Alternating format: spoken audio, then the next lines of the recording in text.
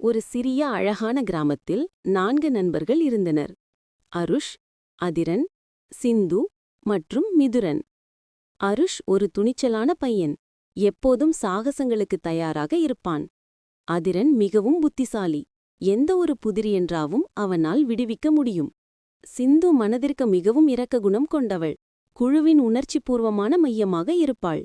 மிதுரன் மிக வேகமாக ஓடக்கூடியவன். அவர்கள் எங்கு செல்ல வேண்டியிருந்தாலும் முதலில் அங்கே சென்று விடுவான்.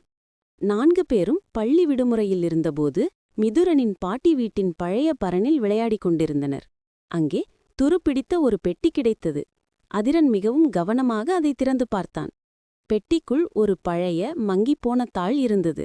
அதில் விசித்திரமான குறியீடுகளும் புதிர்களும் ஒரு முத்திரையும் வரையப்பட்டிருந்தன. இது ஒரு புதையல் வரைபடம் போல இருக்கிறது. அருஷ் உற்சாகமாக கத்தினான். அதிரன் வரைபடத்தை உற்று நோக்கினான். அதில் ஒரு புதிர் இருந்தது. சூரியன் மறையும் நேரத்தில் நீண்ட நிழல் எங்கு விழுகிறதோ அங்கே 3 ஓடைகள் இணையும் இடத்தைக் காண்க. அவர்கள் புதிரை விடுவிக்க கிராமத்தின் கிழக்கு பகுதிக்குச் சென்றனர். சிந்து வானத்தை பார்த்தாள். சூரியன் மறைய இன்னும் கொஞ்ச நேரம் இருக்கிறது. அதுவரை காத்திருப்போம்.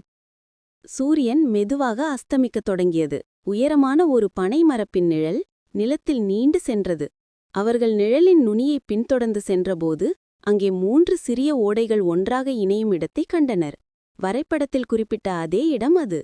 அந்த இடத்தில் வரைபடத்தில் ஒரு சின்ன எக்ஸ் குறி இருந்தது. இங்கேதான் இருக்க வேண்டும் என்று சொல்லி அருஷ் ஒரு சிறிய மண்வெட்டியை எடுத்து மண்ணைத் தோண்ட ஆரம்பித்தான். மிதுரனும் வேகமாக ஓடிச் சென்று அவனுக்கு உதவினான். சிறிது நேரத்திலேயே மண்வெட்டி ஏதோ ஒரு கடினமான பொருளின் மீது மோதியது. அருஷும் மிதுரனும் மண்ணை இன்னும் ஆழமாக தோண்டினர். அங்கே ஒரு சிறிய மரத்தாலான பெட்டி இருந்தது. 4 நண்பர்களும் ஆவலுடன் பெட்டியை திறந்தனர். ஆனால் உள்ளே தங்கமோ வெள்ளியோ என்பதற்கு பதிலாக ஒரு அழகிய செதுக்கப்பட்ட மரப்பறவையும் அதன் அடியில் ஒரு சிறிய தாளில் எழுதப்பட்ட குறிப்பும் இருந்தது. குறிப்பில் எழுதியிருந்தது, என் அன்பான குழந்தைகளே, இந்த புதையல் தங்கமோ வெள்ளியோ அல்ல.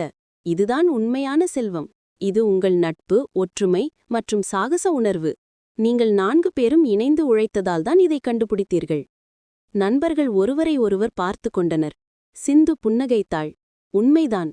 நாங்கள் எவ்வொருவரும் இந்த சவாலை வெல்ல உதவினோம். அருஷ் துணிந்தார். அதிரன் புதிரை விடுவித்தார். மிதுரன் வேகமாக ஓடினான். நான் நேரத்தை கவனித்தேன். அவர்கள் அந்த மரப்பறவையையும் தங்கள் நட்பின் மதிப்பையும் புரிந்து கொண்டு பெருமையுடன் கிராமத்திற்கு திரும்பினர். அந்த பறவை அவர்களின் வீட்டின் நடுவில் உள்ள மேசையில் வைக்கப்பட்டது. ஒவ்வொரு முறையும் அதை பார்க்கும்போதும் அவர்களின் கூட்டு முயற்சியையும் பலமான நட்பையும் நினைவுபடுத்தும். கதை உணர்த்தும் நீதி: உண்மையான புதையல் என்பது பணமோ பொருளோ அல்ல. அது நம்மிடம் இருக்கும் நட்பு,